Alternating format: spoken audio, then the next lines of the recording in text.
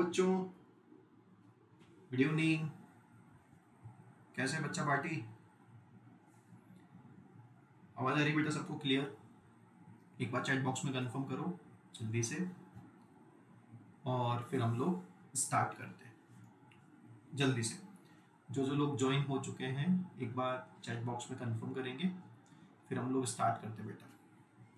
Last class में हमने पढ़ा था केमिकल प्रॉपर्टीज ऑफ मेटल्स में फर्स्ट प्रॉपर्टीज, जिसमें हमने मेटल्स की रिएक्शन किसके साथ की थी बेटा? ऑक्सीजन के साथ। आज की क्लास में आज हम और भी केमिकल प्रॉपर्टीज के बारे में बात करने वाले हैं। देखते हैं वन बाय वन और कौन सी प्रॉपर्टीज है हमारे सामने। क्लियर? चलिए भाई जल्दी से बताओ यार, एक बार आ गए हो सब लोग तो जल्दी से कंफर्म करो भाई। चलिए कंटिन्यू करें। Very good. चलो तो आज हम बात करने वाले हैं केमिकल प्रॉपर्टीज ऑफ मेटल्स में। सबसे पहले हम बात करेंगे रिएक्शन वाटर के साथ। किसके बाद? वाटर के साथ। ठीक है, तो सबसे पहले बात करते हैं बेटा रिएक्शन विद वाटर। वाटर के साथ अगर हमें रिएक्शन करनी है, ठीक है, चलो तो रिएक्शन विद वाटर आप सबसे पहले हेडिंग लिख लेंगे। सबसे पहले मेंशन कर दो heading reaction with waters. Clear है? चलिए बेटा स्टार्ट करते हैं। तो सबसे पहले हम बात करने वाले हैं यहाँ पे मेटल्स, उसकी रिएक्शन वाटर के साथ। ये देखो आ गया वाटर। अब जो वाटर है ना, वो वाटर आपके पास अलग अलग कंडीशन में हो सकता है बेटा। वाटर, कोल्ड वाटर भी आप ले सकते हैं, हॉट वाटर भी आप ले सकते हैं, और साथ में आप स्टीम भी ले सकते हैं। क्या ले सकते हैं? स्टीम। अब हमें कैसे पता लगेगा कि कब कोल्ड वाटर लेना है, हॉट वाटर लेना है या स्टीम की फॉर्म में लेना है? तो बेटा ये डिपेंड करता है मेटल्स की रिएक्टिविटी पे। किस पे डिपेंड करता है? मेटल्स की रिएक्टिविटी पे। अगर आपके पास मेटल्स मोर रिएक्टिव है तो वो इजीली कोल्ड वाटर के साथ डिसॉल्व हो जाएगी, इजीली कोल्ड वाटर के साथ रिएक्शन कर लेगा। बट मेटल्स अगर आपके पास मॉडरेट है, जिसकी रिएक्टिविटी मॉडरेट टाइप की है, तो फिर आपको हॉट वाटर चाहिए। कुछ ऐसी मेटल्स हैं जो थोड़ा लीस्ट रिएक्टिव होती हैं, रिएक्शन करना ही नहीं चाहती हैं, तो फिर आपको उसके लिए स्टीम लगेगा। फिर कुछ मेटल्स ऐसी भी हैं जो रिएक्शन करना ही नहीं चाहती, मतलब वो लीस्ट रिएक्टिव है, तो फिर वाटर अब क्या लाए भाई? स्टीम के बाद तो कुछ नहीं ला सकते ना भाई, सब थोड़ी फोड़ लेंगे अपना। बोलो समझ में आया? तो वाटर आप तीन कंडीशन से यूज कर सकते हैं, कोल्ड, हॉट एंड स्टीम। बात समझ में आया? वो डिपेंड करता है रिएक्टिविटी मेटल्स पर। आगे बात समझ में क्लियर? तो सबसे पहले हम बात कर रहे हैं कोल्ड वाटर की। अगर इन जनरल आपको ध्यान रखना है तो मेटल की रिएक्शन कोल्ड वाटर के साथ करो, आपके पास हमेशा बनके तैयार होगा क्या? Hydrogen peroxide. हमेशा क्या बनेगा? Hydrogen peroxide. आगे बात समझ में क्लियर हो गया? और क्या रिलीज हो जाएगा यहाँ से? हाइड्रोजन। जरा देखना, ये ध्यान से देखो, हाइड्रोजन दिख रहा है? देख लो, हाइड्रोजन दिख रहा है सबको? देख लो जरा ध्यान से, ऊपर दिख रहा है हाइड्रोजन। तो इन जनरल आपको क्या जानना है कि भैया जब भी मेटल की रिएक्शन कोल्ड वाटर के साथ करना है तो हमेशा क्या रिलीज करना है? मेटल हाइड्रोक्साइड और हाइड्रोजन। हमेशा क्या रिलीज करोगे? हाइड्रोजन को। बोलो बात समझ में आ गई? ये फिक्स है, ये फिक्स है, ये कभी चेंज नहीं होने वाला। मेटल की रिएक्शन वाटर के साथ करो, मेटल का हाइड्रोक्साइड बनेगा, हाइड्रोजन गैस रिलीज होगी। देख पा रहे हैं हाइड्रोजन गैस दिख रही है? ये देख लो, ये एस्केप हो रही है, ऊपर जा रही है तो एस्केप होती जा रही है, उड़ गई है, इसलिए मैंने क्या लगाया? अपवर्ड का एरो लगाया। बोलो बात समझ में आ गई? अरे क्लियर हो गया अच्छे से? समझ में आया? चलो बहुत बढ़िया। उसके बाद अब कुछ मेटल्स को लेते हैं। अगर हम यहाँ पे हॉट वाटर में डाल दें बेटा, हॉट वाटर लेके आए मतलब मेटल्स क्या कर रही है बेटा? परेशान कर रही है क्या? अरे बिल्कुल, क्योंकि मेटल लीस्ट रिएक्टिव हो गई होगी पहले से, तो हॉट वाटर लेके आओ। अरे ये काम घर पे भी करते हैं अपन, तुम सोचो जरा। अगर कभी हमें घर पे देखना होगा तुमको ऐसा कि यार किसी भी चीज को वाटर सॉल्युबल करना है तुम्हें, तो तुमने कभी फील किया होगा कि एक ठंडे पानी में किसी भी चीज को डिसॉल्व करते हैं तो वो इजीली सॉल्युबल होती, धीरे धीरे, बड़े आराम आराम से, प्यार मोहब्बत से। बट बेटा जब किसी चीज को फटाक से सॉल्युबल करना है, बहुत जल्दी उसको डिसॉल्व करना है, तो फिर तुम्हें क्या करना पड़ेगा? पानी को बॉईल कर देते हो, हॉट वाटर लेते हैं। हॉट वाटर में क्या है? आपके पास जो भी सब्सटेंस है वो जल्दी से डिसॉल्व हो जाता है, मतलब मेटल हॉट वाटर के साथ जल्दी रिएक्शन कर लेगी। ऐसा काम अपन घर पे करके देखते हैं, और देखते हैं कि नहीं देखते, बताओ देखते हैं, बिल्कुल देखते हैं, बहुत बढ़िया। तो अब रिएक्शन करोगे तो क्या होगा, बनेगा तो अभी भी मेटल हाइड्रोक्साइड, और अभी भी आपके पास क्या बनके तैयार हो गया, हाइड्रोजन। ये देखो हाइड्रोजन मेरे पीछे छुप के बैठी है भैया, देख लो ध्यान से, दिख रही है तुमको हाइड्रोजन, ये देखो हाइड्रोजन दिख रहा है, हाइड्रोजन देख लो, दिख रहा है सबको हाइड्रोजन, यस। तो भैया मेटल की रिएक्शन कोल्ड वाटर के साथ करो या हॉट वाटर के साथ करो, बनेगा तो मेटल हाइड्रोक्साइड, और कौन सी गैस रिलीज करोगे, हाइड्रोजन गैस। बोलो आगे बढ़े बेटा, अरे बढ़ ले आगे, बिल्कुल। अब आगे फिर से मेटल, अब वाटर कौन सी फॉर्म में आएगा बेटा, स्टीम की फॉर्म में। जैसे स्टीम की फॉर्म में लाओगे तो अब हाइड्रोक्साइड नहीं बनेगा बाबा, अब क्या बनाओगे, मेटल ऑक्साइड। अब क्या बनाओगे, मेटल ऑक्साइड। तो मेटल की रिएक्शन स्टीम के साथ करने पे, मतलब वाटर को हम स्टीम की फॉर्म में यूज कर रहे हैं, तो मेटल का ऑक्साइड बनेगा, और गैस अभी भी कौन सी रिलीज हो रही है, देख ले बाबा, हाइड्रोजन गैस दिख रही है, क्या दिख रही है, हाइड्रोजन गैस, बिल्कुल बिल्कुल दिख रही है। तो हाइड्रोजन गैस तो बेटा हमेशा रिलीज हो रही है, दिमाग में फिट कर लो, चाहे वाटर कोल्ड ले लो, हॉट ले लो, या वाटर स्टीम की फॉर्म में ले लो, हाइड्रोजन गैस तो हमेशा रिलीज होने वाली है। बोलो क्लियर हो गया, समझ में आ गई बात। चलो तो आगे बढ़ते हैं, अब कुछ एग्जांपल लेते हैं। तो एक पॉइंट्स क्या लिखेंगे, most metal oxides are insoluble in water but some of these dissolve in water to form alkalis. अभी लास्ट वाले केस में आप देखोगे तो मेटल ऑक्साइड बना है, जरा ध्यान से देखो भैया, ये मेटल ऑक्साइड बन रहा है कि ये देखो मेटल ऑक्साइड दिख रहा है, मेटल ऑक्साइड। अब ये जो मेटल ऑक्साइड बना है ये आपके पास वाटर सोल्यूबल हो भी सकता है, नहीं भी हो सकता। हुआ क्या, तुमने मेटल को लिया, स्टीम के साथ रिएक्शन करी, ऑक्साइड बन गया, हाइड्रोक्साइड नहीं बना, क्या बना, ऑक्साइड। अब ये जो ऑक्साइड बना है ये वाटर में डिसॉल्व हो भी सकता है, नहीं भी हो सकता, वो तो बेटा उसी से पूछना पड़ेगा कि तू डिसॉल्व होना चाहता है कि नहीं चाहता, पूछ लेंगे बता देंगे। तो अगर ये मेटल ऑक्साइड वाटर में डिसॉल्व हो गया, मतलब वाटर के साथ रिएक्शन कर ली, तो इसका मतलब वो अल्कली है, इसका मतलब वो क्या है, अल्कली है। अल्कली का मतलब बेस, जो वाटर सोल्यूबल होते हैं उनको अल्कली बोला जाता है, समझ में आया। तो हम क्या बोल रहे हैं कि most metal oxides are insoluble in water but some of these dissolve in water to form alkalis. मतलब कुछ मेटल ऑक्साइड हैं जो वाटर में डिसॉल्व होना ही नहीं चाहते, मना कर देंगे, नहीं हम तो वाटर के साथ नहीं जाना पसंद करेंगे, हम वाटर में इनसॉल्युबल रहेंगे। और कुछ डिसॉल्व हो जाएंगे तो कुछ नया प्रोडक्ट बनाएंगे अल्कलीज। क्या बनाएंगे बेटा, अल्कलीज। बोलो बात समझ में आई, अरे क्लियर है, क्लियर है अच्छे से। चलिए तो अब आगे देखते हैं, जैसे हमारे पास है पोटेशियम और सोडियम, इसकी बात करेंगे हम, पोटेशियम और सोडियम के बारे में। तो अगर आप रिएक्टिविटी सीरीज को जानते हैं तो रिएक्टिविटी सीरीज में टॉप पे कौन पड़ा हुआ है बेटा, टॉप पे आपके पास पड़े हुए हैं पोटेशियम एंड सोडियम। टॉप पे कौन पड़ा हुआ है आपके पास, पोटेशियम एंड सोडियम। इनकी रिएक्टिविटी बहुत ज्यादा होती है, याद किया था हमने केदारनाथ का माली, जरा याद करो रिएक्टिविटी सीरीज को, बोलना भाई, क्लियर हो रहा है अच्छे से। वो रिएक्शन देखते हैं, आगे बढ़ते हैं, सोडियम की भी रिएक्शन कर लेते हैं। सोडियम की भी सेम रिएक्शन हो जाएगी क्या, बिल्कुल हो जाएगी, देख लो जरा ध्यान से। अगर आप देखोगे यहाँ पे ये NaOH दिख रहा है, ठीक है, H2O के साथ रिएक्शन कर रहा है, Na2O H2O के साथ रिएक्शन करके क्या बना रहा है, NaOH, मतलब किसका फॉर्मेशन हो रहा है, सोडियम हाइड्रोक्साइड का। अब सोडियम हाइड्रोक्साइड है जो किससे मिलकर बना, सोडियम के ऑक्साइड से। Na2O सोडियम का ऑक्साइड है, वाटर के साथ रिएक्शन किया, वाटर सोल्यूबल हो गया ऑक्साइड, और किसका फॉर्मेशन हो गया, अल्कली का। अल्कली कौन सी बन गई, NaOH। तो सोडियम हाइड्रोक्साइड NaOH अल्कली है, अल्कली मतलब बेस, जो वाटर सॉल्युबल कंपोनेंट होते हैं उनको अल्कली बोला जाता है, वाटर सॉल्युबल बेस है अल्कली। आगे बात समझ में क्लियर हो गया, लिख दिया सब लोगों ने रिएक्शन दोनों।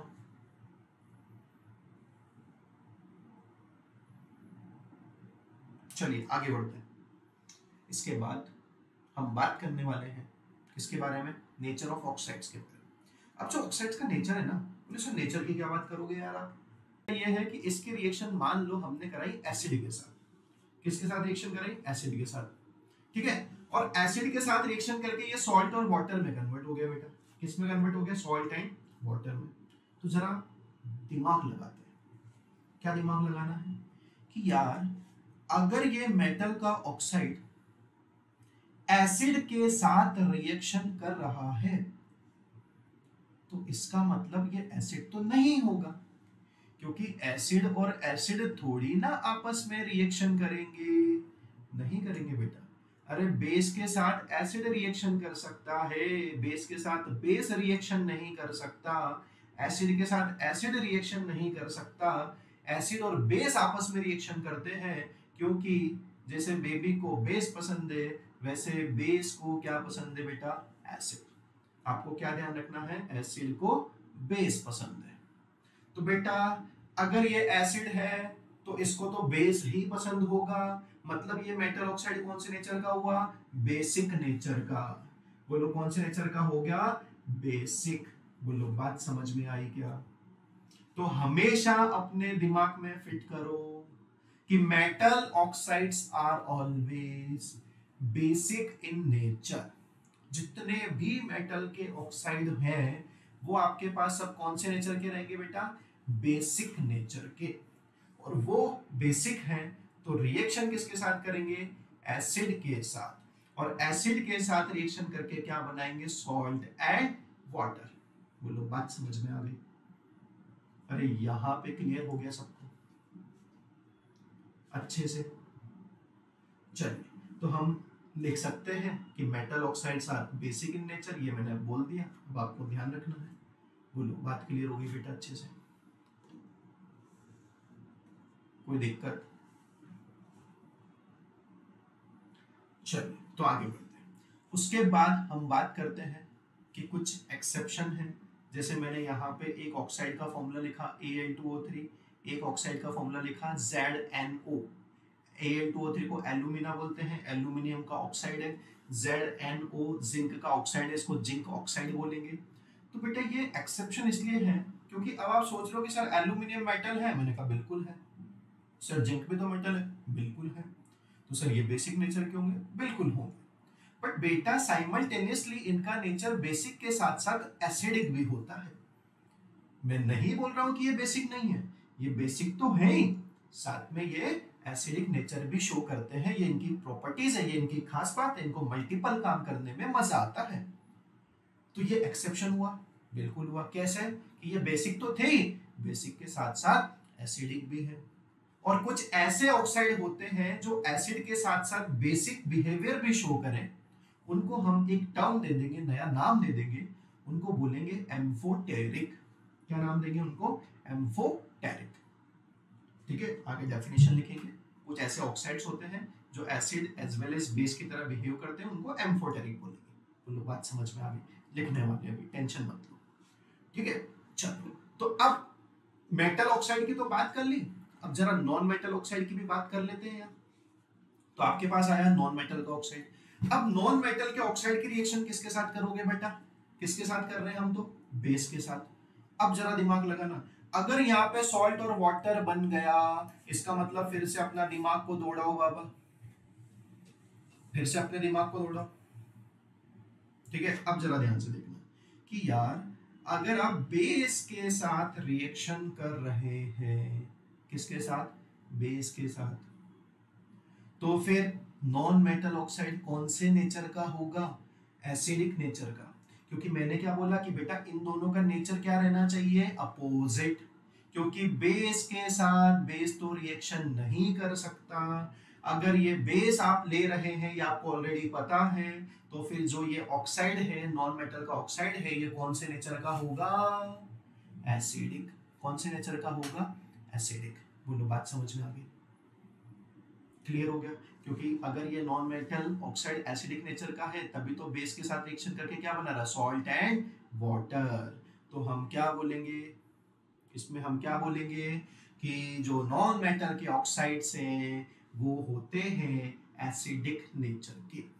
तो non metal oxide are acidic in nature. Clear हो गया? अब उसके बाद ये देख लो, अभी Al2O3 थोड़ी देर पहले एक्सेप्शन में आया था। Al2 जो एल्यूमिनियम ऑक्साइड है, अगर ये NaOH के साथ रिएक्शन कर रहा है very very most important reaction tick करके रखना भैया, आईएमपी लिख देना वहां पे, बिल्कुल एग्जाम में आ रहा है ये क्वेश्चन। अगर आप एल्यूमिनियम ऑक्साइड की रिएक्शन NaOH के साथ करना चाहते हैं, अब सबको पता है भैया NaOH तो क्या है, बेस। NaOH तो क्या है बेटा, बेस।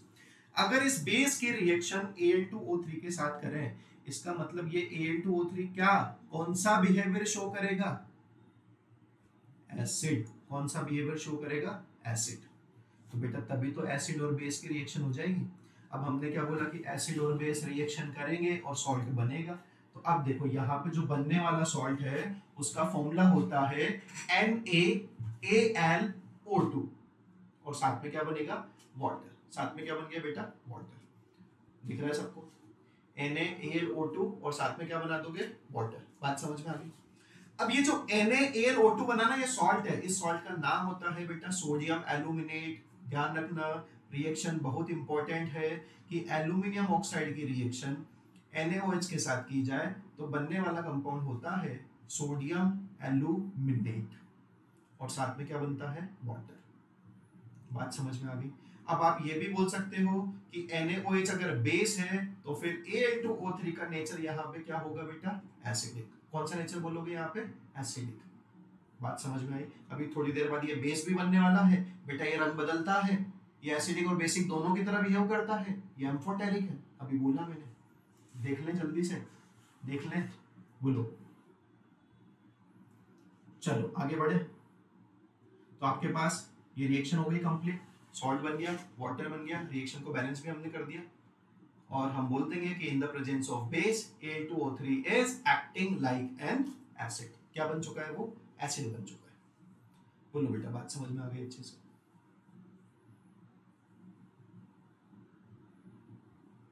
क्लियर है, छाप दिया सबने। चलिए, तो अब मैंने अभी बोला था कि एम्फोटेरिक ऑक्साइड, एम्फोटेरिक ऑक्साइड का डेफिनेशन क्या होगा, एम्फोटेरिक का मतलब हो गया कि ऐसे ऑक्साइड जो एसिड और बेस दोनों की तरह काम करे। पहले इसका फंक्शन देख लो, Al2O3 अभी थोड़ी देर पहले NaOH के साथ रिएक्शन किया, अब मैं रिएक्शन करना चाहता हूं HCl के साथ। अरे बेटा HCl एसिड है, HCl एसिड है तो Al2O3 क्या बन जाएगा, बेस, क्योंकि एसिड को बेस पसंद है। तो अभी थोड़ी देर पहले Al2O3 क्या था, एसिड, अब Al2O3 क्या बन गया, बेस। तो बोलो एम्फोटेरिक हुआ क्या, बिल्कुल, प्रोडक्ट बन चुका है, वाटर बन चुका है। देख लो जरा ध्यान से, AlCl3 आपका बन चुका है सॉल्ट। Al2O3 का क्या फंक्शन है कि भैया वो बेस की तरह कर रहा है काम। बोलो, बात समझ गए, क्लियर हो गई अच्छे से रिएक्शन, छाप दिया सब लोगों ने।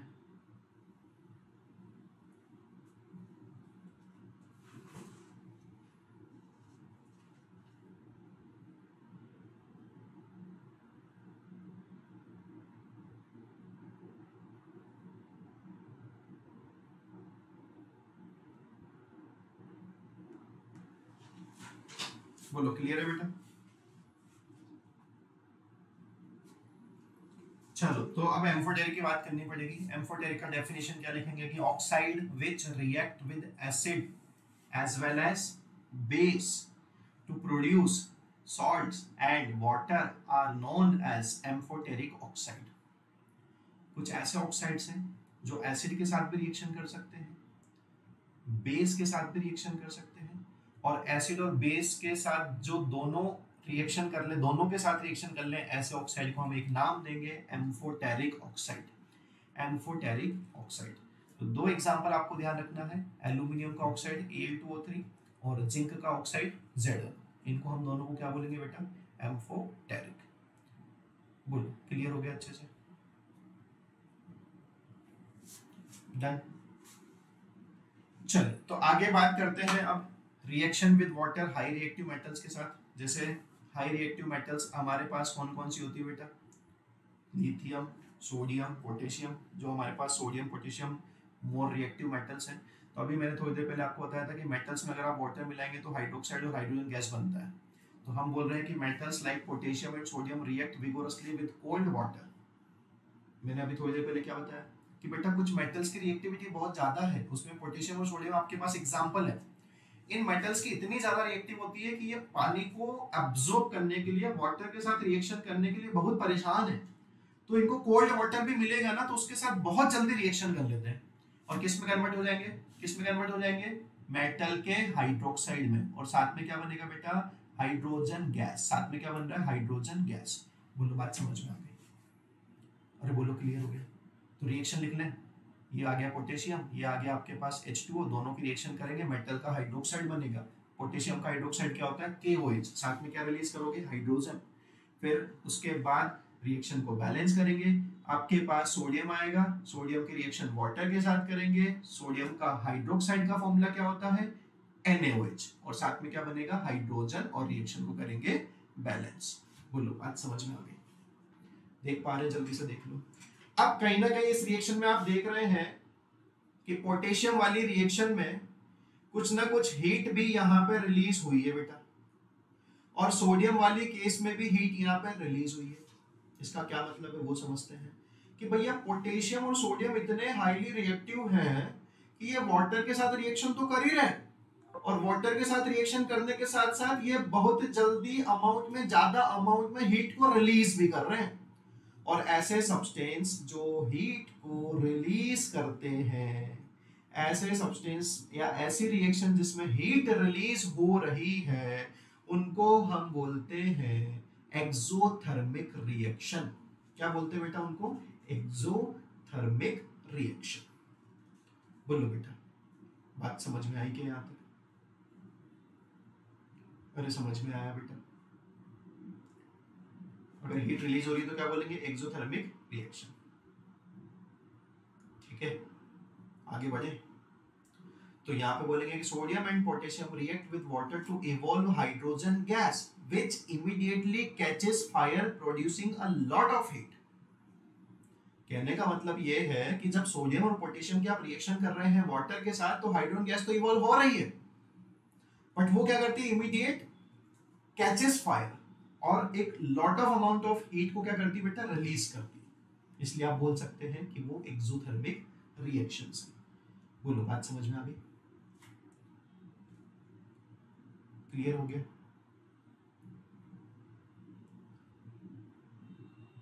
ठीक है, तो यहाँ पे आप क्या लिखोगे बेटा, यहाँ पे हम लिखेंगे कि potassium and sodium are store in kerosene. ये बताया था मैंने एक बार पहले भी, याद करो कि भैया सोडियम और पोटेशियम इतने ज्यादा रिएक्टिव हैं कि जैसे इनको वाटर मिला, जैसे इनको एयर में ऑक्सीजन मिला ना, ये बहुत जल्दी रिएक्शन कर लेते हैं यार। तो भैया इनकी रिएक्टिविटी को कम करने के लिए क्या करें? अरे हम चाहते ही नहीं है कि ये वाटर के साथ रिएक्शन करे, हम चाहते ही नहीं है कि ये ऑक्सीजन के साथ रिएक्शन करे, तो फिर हम इनको केरोसिन में स्टोर करके रखेंगे। केरोसिन जो रहता है ना उसमें डाल के रखना पड़ेगा इसको। तो potassium and sodium are store in kerosene because they react with both water as well as oxygen in the air at normal room temperature। बात समझ में आ गई? जैसे ही पोटेशियम को तुमने ओपन एनवायरनमेंट में रखा तो बहुत जल्दी जो एनवायरनमेंट में ऑक्सीजन प्रेजेंट है, वाटर वेपर्स जो प्रेजेंट है, उनके साथ रिएक्शन कर लेता है। बट हम चाहते हैं कि वो ऐसा काम ना करे, इसलिए आप उसको केरोसिन में स्टोर करके रखते हैं, बिकॉज वो बहुत ज़्यादा रिएक्टिव है, और बहुत ज़्यादा रिएक्टिव है तो आप उसको ऐसे ओपन एनवायरनमेंट में नॉर्मल कंडीशन पे उसको छोड़ नहीं सकते।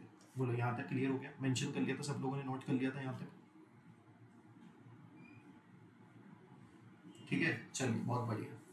तो इसके बाद आज हमने भी जो बात करा वो किसके साथ बात करी, वाटर के साथ। उसके बाद हम बात करने वाले हैं chemical properties of metals reaction with water. अब हम बात करेंगे हाईली रिएक्टिव मेटल्स के बाद जो मीडियम रिएक्टिव है, जो मॉडरेट है, उन मेटल के साथ रिएक्शन करके देख लेते हैं। तो ये आपके पास, जैसे आपने यहाँ पे एक मेटल लिया, सपोज ये कैल्शियम है, कैल्शियम को मैंने क्या करा, वाटर में डिजोल्व कर दिया। जैसे इसको वाटर में डिजोल्व कर दिया तो धीरे देखेंगे, धीरे धीरे धीरे धीरे ये वाटर में डिजोल्व हो चुकी है और सरफेस पे आ चुकी है, और कुछ बबल्स भी आपको दिख रहे होंगे, दिख रहा है? तो यहाँ पे हम क्या बोलेंगे, calcium react with water less vigorously. मतलब कैल्शियम जो है वो वाटर के साथ आसानी से रिएक्शन नहीं कर रहा। उसको आसानी से रिएक्शन नहीं करने के पीछे मतलब क्या है कि वो वाटर के साथ, सॉरी, मेटल्स जो है आपके पास कैल्शियम, वो वाटर के साथ इजीली रिएक्शन क्यों नहीं कर रहा, क्योंकि वो कैल्शियम जो है वो लीस्ट रिएक्टिव है, या मॉडरेट रिएक्टिव बोलेंगे, क्या बोलेंगे, मॉडरेट रिएक्टिव है। तो अगर आप वो देखेंगे तो बड़ी आसानी से रिएक्शन नहीं हो रही है, तो hence the heat evolve is not sufficient for hydrogen to catches fire, मतलब जो भी यहाँ पे हीट रिलीज हो रही है वो इतनी सफिशिएंट नहीं है कि जो हाइड्रोजन उसको एब्जॉर्ब कर सके। अभी बात समझ में, तो हम यहाँ पे लिखेंगे कि calcium start floating because the bubbles of hydrogen gas form stick to the surface of the metal. जो कैल्शियम है वो पूरी तरीके से फटाफट से रिएक्शन नहीं कर पा रहा, तो धीरे धीरे क्या होता है, वो फ्लॉट्स होता है ना। आगे बात समझ में, और हाइड्रोजन गैस के जो है वो बबल्स धीरे धीरे प्रोड्यूस होते जा रहे हैं। तो उसके बाद हम बोलेंगे कि कैल्शियम रिएक्शन लिखेंगे, वाटर के साथ करी, वाटर के साथ रिएक्शन करेंगे तो कैल्शियम का हाइड्रोक्साइड बनेगा और आपके पास हाइड्रोजन गैस बन के तैयार हो जाएगी। ये आपकी कंप्लीट रिएक्शन है। आप सिंपल बोल सकते हैं कि कैल्शियम वाटर के साथ रिएक्शन करके हाइड्रोक्साइड का फॉर्मेशन कर रहा है, या बोल सकते हैं, इसमें कोई दिक्कत वाली बात नहीं है। बट आपको ध्यान क्या रखना है कि बस हमें इतना ध्यान रखना है कि कैल्शियम जो है वो मॉडरेट है, वो मॉडरेट रिएक्टिव है। अगर वो मॉडरेट है तो इजीली वाटर के साथ सोल्यूबल नहीं है, आराम से वाटर के साथ रिएक्शन कर रहा है, धीरे धीरे वो हीट को रिलीज नहीं कर पा रहा, क्योंकि वहां पे जो कैल्शियम है आपके पास वो सरफेस पे आ चुका है, फ्लोट हो रहा है आगे बस, और हाइड्रोजन गैस बबल्स की फॉर्म में वहां पे रिलीज हो रही है, जो आपको दिख रहा होगा। क्लियर है बेटा, समझ गए। उसके बाद अगर हम बात करें कि हॉट वाटर के साथ रिएक्शन करना चाहते हैं तो मैग्नीशियम को ले आओ, हॉट वाटर के साथ रिएक्शन करो, मैग्नीशियम का हाइड्रोक्साइड बन जाएगा, हाइड्रोजन गैस आपकी रिलीज हो जाएगी। अब ऐसा क्यों भैया, ऐसा क्यों, क्योंकि हॉट वाटर इसलिए लिया क्योंकि जो मैग्नीशियम है वो भी तो मॉडरेट है, जो मैग्नीशियम है वो भी तो मॉडरेट है ना बेटा। अगर मैग्नीशियम भी मॉडरेट है तो फिर मुझे वाटर कौन सा लेना पड़ेगा, हॉट। तो कहने का मतलब ध्यान इतना रखना है कि मोर रिएक्टिव मेटल है तो आप कोल्ड वाटर ले लो, और थोड़ा मॉडरेट टाइप की आएगा मेटल्स जिसकी रिएक्टिविटी मॉडरेट है तो फिर आप हॉट वाटर ले लो। कौन सा वाटर ले लो, हॉट वाटर। समझ में आया बच्चों, बोलो इतनी बात क्लियर हो गई अच्छे से, ठीक है बेटा। तो चलो आज हम लोग इतना ही पढ़ने वाले हैं बेटा, है ना। तो जो वाटर के साथ अभी हमारे पास रिमेनिंग रिएक्शंस कौन सी है जो हम नेक्स्ट क्लास में पढ़ेंगे, कि अभी हम उन मेटल्स की बात करेंगे जो वाटर के साथ, हॉट वाटर के साथ भी रिएक्शन नहीं करने वाला, उसके लिए हमें स्टीम का रिक्वायरमेंट होगा। तो ऐसी जो मेटल्स रहेंगी वो मॉडरेट के भी नीचे आएंगी, थोड़ा लीस्ट रिएक्टिव मेटल्स होंगी, उस केमिकल प्रॉपर्टीज के बारे में हम नेक्स्ट क्लास में बात करने वाले हैं, ठीक है बेटा। तो आज के लिए इतना ही, बाकी कंटिन्यू करेंगे हम लोग नेक्स्ट लेक्चर में। ओके, चलो बाय बच्चों, थैंक यू।